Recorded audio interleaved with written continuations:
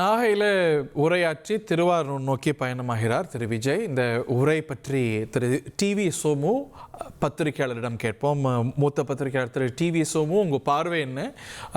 இந்த கூட்டம் பெருங்கூட்டத்துக்கு மத்தியில் திமுக வெர்சஸ் தவேகா தான் அப்படிங்கிற நேரேட்டிவை மீண்டும் நிறுவி இருக்கிறார். அவர் அந்த கருத்தை வலியுறுத்தி இருக்கிறார். இந்த உரை பற்றிய உங்கள் மதிப்பீடு? முதல் விஷயம் விஜயை பாராட்டணும். இப்ப அவர் என்னன்னா ஒரு அரசியல்வாதியாக டெவலப் ஆயிட்டே இருக்கிறாரு. ஆரம்பத்துல நான் உட்பட பல பேர் வைத்த விமர்சனம் என்ன அப்படின்னா, இவர் வந்து திமுகவை மட்டும் கடுமையா தாக்குறாரு, பாஜகவை இது பண்ணல அப்படின்னு. இப்ப அதுக்கப்புறம் அதையும் கொண்டு வந்தாரு. அப்புறம் பாத்தீங்கன்னா ஒரு படமே எடுத்தாரு, ஓட்டு போட முடியலன்ட்டு. ஆனா ராகுல் காந்தி சொல்லக்கூடிய இந்த வாக்கு மோசடி பத்தி பேசல அப்படின்னா அப்புறம் அதையும் பேசினாரு. அப்புறம் திருச்சி கூட்டத்தில் இருக்க அப்புறம் பாக்குறப்ப உள்ளூர் பிரச்சனைகளை தொடர்றதில்ல, ஏன் அவர் தொடல அப்படின்னு கேட்டப்ப இப்ப பாத்தீங்கன்னா நாகையை சுற்றி உள்ள உள்ளூர் பிரச்சனைகளை தொட்டிருக்கிறாரு. அதாவது நாகூர்ல மருத்துவமனையில அந்த பிரசவ வார்டுல மருத்துவர் இல்ல அப்படிங்கிறது. அப்புறம் இந்த வேதாரண்யத்துல இருக்கக்கூடிய அந்த உப்பு அந்த ஏற்றுமதிக்கான விஷயங்களை பண்ணணும். நாகப்பட்டினத்துல பேருந்து நிலையம் சரியா இல்லை. இப்படி ஒட்டுமொத்த தமிழ்நாட்டுக்கான ஒரு பிரச்சனை அப்படிங்கிறதோட சேர்த்து உள்ளூர் பிரச்சனை இது ஒரு வரவேற்கத்தக்க விஷயம். ஏன்னா இவர மாதிரி ஒரு பிரபலமான ஒருத்தர் இந்த மாதிரி பிரச்சனைகளை சொல்லும் போது அது கவனம் பெறும். அதே போல இந்த மீனவர் பிரச்சனையும் தொட்டிருக்கிறாரு. நாகை மீனவர் பிரச்சனையா இருக்கட்டும். அதை தாண்டி ஒரு ஆச்சரியமான ஒரு விஷயம் பிரபாகரன் பெயரை சொல்லாட்டி கூட, மறைந்த விடுதலை புலிகள் தலைவர் அவர் பெயரை சொல்லாட்டி கூட அவரை சுட்டி காட்டி பேசிருக்கிறார், அந்த மக்களுக்கு, ஈழ மக்களுக்கு உதவணும்ட்டு. இதுல ஒரு ஆச்சரியம் என்னன்னா, சில பேர் சொல்றாங்க இப்ப காங்கிரஸும் தவேகாவும் கூட்டணி வரக்கூட ஒரு வாய்ப்பு இருக்கு தனியாக அப்படின்ட்டு. ஆனா அந்த நேரத்துல இன்னும் விடுதலை புலிகளை கடுமையாக எதிர்க்கக்கூடிய காங்கிரஸ் அந்த நேரத்துல இவர் இப்படி பேசுறது எந்த மாதிரியான ஒரு சூழல் வரும் அப்படிங்கிறது தெரியல. இன்னைக்கு காங்கிரஸ் கூட்டணி வச்சிருக்கக்கூடிய பல கட்சிகளுக்கு விடுதலை புலிகள் மேல ஒரு நேர்மறையான எண்ணம் தானே இருக்கு. அது ஒரு பெரிய, அது இன்னைக்கு ஒரு இஷ்யூவா இருக்குமா? இருக்கு. ஆனா இந்த மாதிரி பெயரை குறிப்பிடாட்டி கூட ஒரு வெளிப்படையா மற்றவங்க பேசுறாங்களாங்கிறது இல்ல. இன்னைக்கு திருமாவளவன் அவர்கள்லாம் அவரு ஸ்லாயித்து அவர் மேடைகள்ல படம் போட்டு பேசுறவரு. திருமாவும் காங்கிரஸும் கூட்டணி இருக்க முடியும் அப்படின்னா இது என்ன முரண்பாடு? இப்ப திமுக அந்த மாதிரி வெளிப்படையா பேசுறது இல்ல. திமுக தான் அங்க அது இன்னைக்கு ஒரு இஷ்யூவா இருக்குமா? அது ஒரு பாயிண்ட் ஆஃப் கன்டென்ஷனா இருக்குமா? எந்த ஒரு கட்சிக்கும் இன்னொரு கட்சிக்கும் இடையே முரண்படக்கூடிய இஷ்யூஸ் நிறைய இருக்கும். அதெல்லாம் தாண்டி ஏற்படுறது தானே கூட்டணி உடன்பாடுங்கிறது. வாய்ப்பு இருக்கலாம், ஒருவேளை அந்த மாதிரி இருக்கலாம். இந்த விஷயத்த நம்ம பெரிதுபடுத்த வேண்டாம், நீங்க அதை ஆதரிக்கிறதா இருங்க, நாங்க எதிர்க்கிறதா இருக்குன்னு வரலாம். ஆனா இந்த ஒரு வரக்கூடிய ஒரு சூழல்ல, அதாவது இந்த கூட்டணி இன்னும் உறுதி ஆகல, அந்த மாதிரி ஒரு வருமாங்கிறதும் தெரியல. அந்த நேரத்துல ஒரு காங்கிரஸுக்கு எதிரான ஒரு விஷயத்தை ஒரு பேசுறது கவனம் பெறுது. அவர் காங்கிரஸ் தொடர்ந்து விமர்சிக்காத இருக்கிறதுக்கும் இதுதான் காரணம்னு நினைக்கிறீங்களா? ஏன்னா கச்சத்தீவு அப்படிங்கும் போது இந்திய அரசை கேட்கிறாரு, பிரதமரை கேட்கிறாரு, இன்னைக்கு ஆட்சியில் இருக்கிறவங்களை கேட்கணும். ஆனா கொடுத்தவங்களை பத்தி விமர்சனம் செய்யலைங்கிற விமர்சனம் இருக்கு. அதிமுகவை விமர்சிக்காததுக்கு ஒரு காரணம்னா காங்கிரஸ் விமர்சிக்காததுக்கு கூட்டணி கணக்கு காரணமா இருக்கலாம். இப்ப சில பேர் சொல்லக்கூடியது மாதிரி என்ன காங்கிரஸ் தரப்புல என்ன நினைக்கிறாங்க அப்படிங்கிற மாதிரி ஒரு விஷயம் வருது. எப்படின்னா கேரளாவிலையும் விஜய்க்கு ஓரளவு செல்வாக்கு இருக்கு. அங்க ஏற்கனவே கம்யூனிஸ்ட் தோற்று ஒரு 1% சம்திங் இதுலதான் தோத்து இருக்கிறோம்.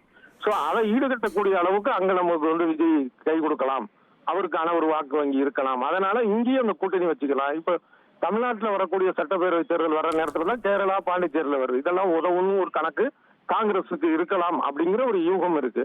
சோ இதெல்லாம் வச்சு கணக்கு போடுறப்ப இந்த மாதிரியான ஒரு எண்ணம் அவருக்கு அந்த ஒரு இதுக்காக அவருக்கு பேசாம இருக்க வாய்ப்பு இருக்கு.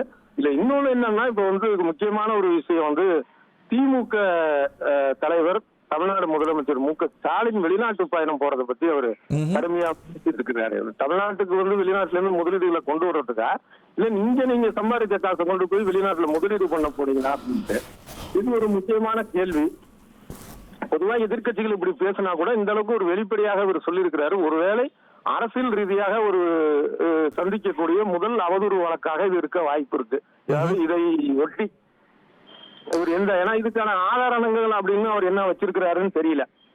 தனக்கு அதீதமான நெருக்கடிகள் கொடுக்கப்படுது அப்படிங்கிறாரு. மற்ற எதிர்கட்சிகள்லாம் எங்களுக்கும் தான் கொடுக்குறாங்க அப்படிங்கிறாங்க. அவருடைய இந்த கிளைம் எப்படி பாக்குறது? மற்றவர்களுக்கு இல்லாத நெருக்கடி எனக்கு இருக்கு அப்படிங்கிறது இப்ப ஒரு கேள்வி இவர் சொன்னது சரிதான். அவர்கிட்ட எப்படின்னா இப்ப வந்து அமித்ஷா மோடி அப்படிங்கறதாவது ஒரு அபிஷியல் வைங்க, RSS தலைவர் வந்தா நீங்க இப்படி பண்ணுவீங்களான்னு கேக்குற கேள்வி வந்து அதுல ஒரு நியாயம் இருக்கு அவருக்கு. RSS உடைய கூட்டங்களுக்கு அதிமுக ஆட்சியில தடை விதிச்சிருக்காங்கல்ல, அந்த கேள்வி ஒரு லாஜிக்கான கேள்வியா? ஆமா ஆமா ஆமா ஆமா அது ஒரு இது. இப்ப திமுக சில சமயம் வந்து தடை விதிச்சு அவங்க கோர்ட்டுக்கு போய் வாங்கினது நம்ம பார்த்தோம். பேரணி நடத்தக்கூடாதுன்னு இவங்க சொல்ல, இல்ல நடத்துவோம் அவங்க சொல்ல நடந்தது. அதை தாண்டி இவர் கேட்கிற இந்த கேள்வி இருக்குல்ல, அது ஒரு முக்கியமான கேள்விதான். அதுல இன்னொரு விஷயம் வந்து என்னன்னா, அது ஒரு எந்த அளவுக்கு பொருத்தமா இருக்குன்னு தெரியல. எப்படின்னா, திருச்சியில வந்து இந்த மைக்கு ஒயர் வந்து போனதுக்கு திமுக சொல்றது வந்து ஏத்துக்கிற மாதிரி இல்ல. இந்த திமுக வந்து ஒரு ஆளை வச்சு அங்க போய், இப்ப எனக்கு தெரிந்து நான் விசாரித்த அளவுல என்ன அப்படின்னா, அந்த திமுக அந்த வேன்ல, அந்த தாவேக்கான இவருடைய பிரச்சார வேன்ல அந்த மைக்கு செட்டப்ல ஓப்பன்ல இருந்திருக்கு. ஒரு கம்ப்யூட்டரும் மவுஸ் வச்சு அதை வந்து ஆப்ரேட் பண்ற மாதிரி இருந்திருக்கு. அதுல வந்து ஏதோ ஒரு கையோ காலோ பட்டு இந்த மாதிரி பிரச்சனை வந்திருக்கு அப்படிங்கறதான் சொல்றாங்க. அதுக்கப்புறம் ஒரு பொறியாளர், அதாவது அந்த பிரச்சார வாகனத்தை சண்டிகர்ல இருக்கிற நிறுவனம் தான் செஞ்சிச்சு. மோடிக்கு எல்லாம் வந்து அவங்க தான் பண்ணி கொடுக்குறாங்க. அதுலதான் இவங்க பண்ணாங்க. அந்த ஒரு இதுல வந்து வெளியில இருந்தது அந்த கம்ப்யூட்டர், இந்த மாதிரி விஷயங்கள். அதுல வந்து யாரோ கால கையை வச்சதுனால இந்த பிரச்சனை அது. அதுக்கப்புறம் நம்ம சென்னையை சேர்ந்த ஒரு பொறியாளரை வச்சு இப்ப பாக்ஸ் மாதிரி வச்சுட்டாங்க. அதை மூடி ஆன் ஆஃப் பண்ணா போதும். ஆன் பண்ணா மைக்ல பேசலாம், ஆஃப் பண்ணா அதை இது பண்ணலாம்னு இப்போ இந்த வேன்ல வச்சிருக்கிறாங்க. இதுதான் தகவல் இது. ஆனா இதுல வந்து திமுக தொடர்பு படுத்துவது அப்படிங்கிறது வந்து கொஞ்சம் அதீதம். அதான். நன்றி திரு டிவி சோமு. அதிமுக்கிய விவரங்களை அனைவருக்கும் புரிய வைக்கும் பாட்காஸ்ட். உலக அதிகம் தவிர்க்க முடியாத முதல் மக்கள் வளைகுடா நாடுகள் பிரான்சிஸுக்கு பிரியா சம்பவங்களை தேடி களத்திற்கே உங்களை அழைத்துச் செல்லும் ஸ்பாட்லைட். அங்க இருக்கக்கூடிய கள விவரங்கள் என்ன? அமலாக்கத்துறை கடந்த 5 வருஷமாவே சார் எனக்கு ரொம்ப பிடிக்கும் அவர் வர்றதுக்காக. எங்களுடைய நியாயமான கோரிக்கை. Even at the cost of stopping. பார்வையாளர்களையும் செய்திக்குள் பங்கெடுக்க செய்யும் மக்கள் குரல். 50 ரூபாய் எங்களுக்கு தண்ணிக்கு ஒரு தீர்வே இல்லங்க 10 வருஷமா. எங்களுக்கு சரியான ஒரு விடிவு கிடைக்கவில்லை. 60,000 ஏக்கருக்கு தான் கேக்குறோம். பிச்சை கேக்குறாங்க.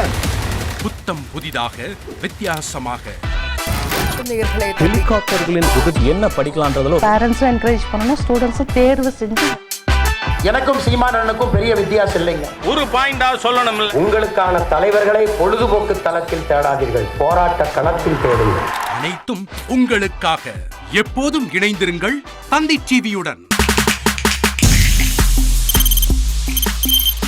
தவிர்க்க முடியாத தம்ப்நெயில்ஸ், கலக்கலான கண்டென்ட்ஸ், சினிமாவும் சீரியஸ் பிரச்சனைகளும், பல வருடங்கள் தளபதி இடைவெளி Vijay கலகலப்பும் கைகலப்பும். Me too, love you. Thank you so much. ஏற்ற தெரிக்குதுனாலே டன்னு தான். பிரேக்கே இல்லாமல் பிரேக்கிங் நியூஸ் சொல்லும் தந்தி டிவி ஆப். இன்ஸ்டா தலைமுறை வரை இறங்கி அடிக்கும் தந்தி டிவியின் டிஜிட்டல் எக்ஸ்க்ளூசிவ். அது தண்ணிக்குள்ள போகும்போது ஹேங் ஆயிடுச்சு. உங்களுக்கு விஜய் சார் எந்த அளவுக்கு ரொம்ப பிடிக்கும்? Of course, Malayalis are huge Vijay sir fans. ரெண்டு பேருமே ரொம்ப பிடிக்கும் எனக்கு. தந்தி டிவி ஆப்பை இலவசமா டவுன்லோட் செய்யுங்க. ஃபாலோ பண்ணுங்க, சப்ஸ்கிரைப் பண்ணுங்க, என்ஜாய் பண்ணுங்க.